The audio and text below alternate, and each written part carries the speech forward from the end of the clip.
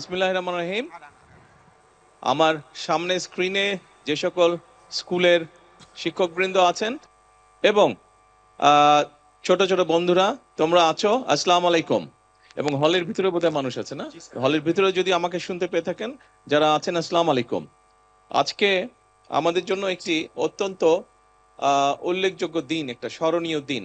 আমরা আজকে একসাথে এই বাংলাদেশের বুকে, বাংলাদেশের মাটিতে অনেকগুলো গাছ লাগালাম। আসসালামু আলাইকুম। অনেকগুলো গাছ রোপণ করলাম।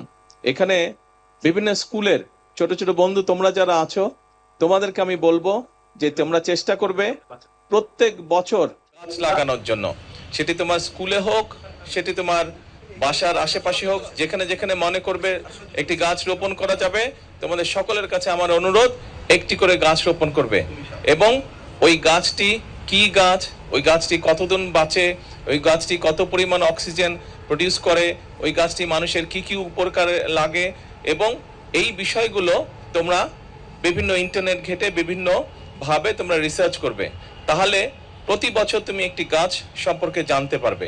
এবং তুমি যেরকম গাছ সম্পর্কে জানতে পারবে, ঠিক একইভাবে তুমি দেখবে যে গাছগুলো যখন বড় হবে, সেটি তোমার স্কুলেই হোক, সেটি তোমার বাসায় হোক।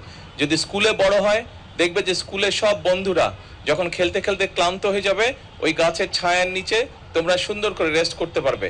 একইভাবে বাসায় যদি গাছ রোপণ করো, ওই বাসার আশেপাশে গাছটা যখন বড় হবে, যখন সুন্দর বাতাস বইবে, দেখবে যে ঘরে বসে তুমি ওই বাতাসটি উপভোগ করতে পারবে, পরিবেশটা অনেক ঠান্ডা হয়ে যাবে।